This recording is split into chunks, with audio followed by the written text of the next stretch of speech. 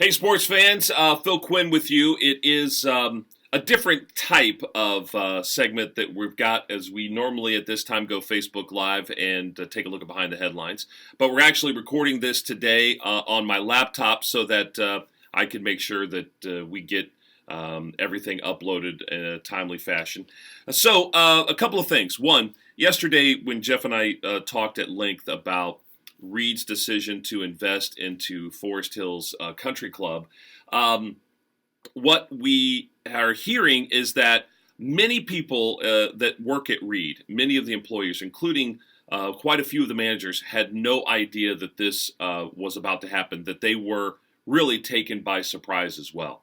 And before we get to some other things that I think you should know, just sort of fun stuff, I did want to reiterate my position on this because boy did I hear about it over the course of the day. Still on the radio because I think what we've done is we've said, look, we understand why Forest Hills should make this call and approve of this deal. But essentially, if you haven't heard, $1.85 million, they'll take over the dining. The money will be used to help invest into improvements at the country club. Now, not necessarily into the golf course itself, but overall, it really solidifies the position of that private club. Now, they have turned themselves to a nonprofit. And so when you have Reid, who's a nonprofit, talking to another nonprofit, it's not like they have to talk to us. Nobody's going to come forward and start spilling the beans. We have been able to talk with some members that we're close to, but none of them are going to go on the record about that. But certainly, we don't know if the decision's to be made, but certainly my position is this. I understand Connorsville and the reason why that needed to happen, that takeover needed to happen by Reid. I understand a lot of the doctor's offices needing to close because they can't wait for the reimbursements to happen through the Medicare or the Medicare, Medicaid. You know, that is a really tough thing that Reid has to deal with. And generally, I appreciate what Reid does in the way of their community benefits program, and also how they have done quite a bit in promoting things like Reid Ride and Reid Bravo. And really, they have been subsidizing not just the country club. They've been subsidizing nonprofits from the get-go. They are the number one employer. I think they may even be the number one advertiser here. So I just wanted to say, I just think that Reid, now that they've made this move to help the doctors or recruiting of doctors and their families to this community, I think they need to start having very serious conversations about a payment in lieu of taxes. And the way that you do that is very, very simple.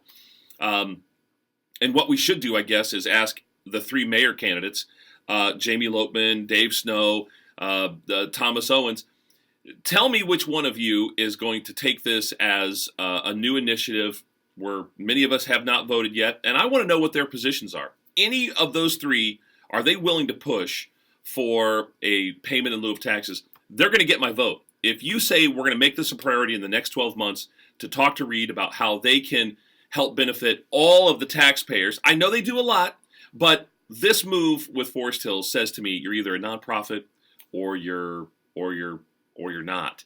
And they haven't been acting like it, and they're not, and they shouldn't be considered that. And so the way to get around that is you either lose your nonprofit status or you pony up.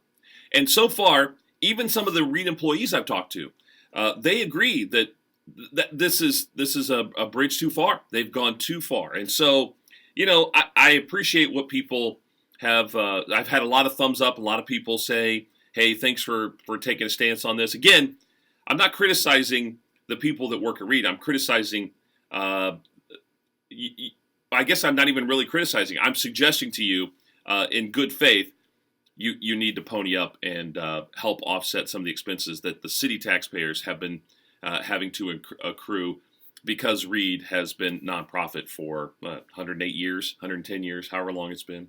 A couple other things that we want you to know before we step aside here. Not a whole lot to get to. Apple TV is launching on Friday, so that's interesting as people continue to kind of cut the cable. Mint chocolate Twinkies will be on store shelves just in time for the holidays.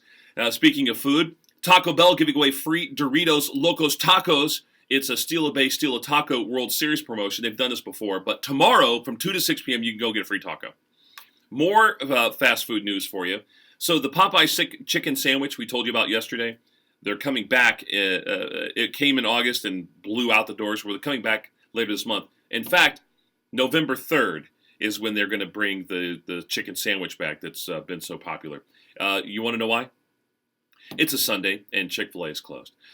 There's a 67-year-old retired doctor in China has done something that you would not expect. She gave birth to a baby last week. And in Knoxville, Iowa, they had a gender reveal party and made the big announcement with an explosion. One of the guests of the party was hit by a piece of shrapnel and was killed. We really have to rethink this whole gender reveal thing. You cannot set off explosives if you don't know what you're doing. According to GQ magazine, 28% of men gamble at least once a year without telling their wives. This is why we need to have sports betting. We need sports betting in our city. Come on, let's do this. And especially if a third of guys can gamble without telling their wives.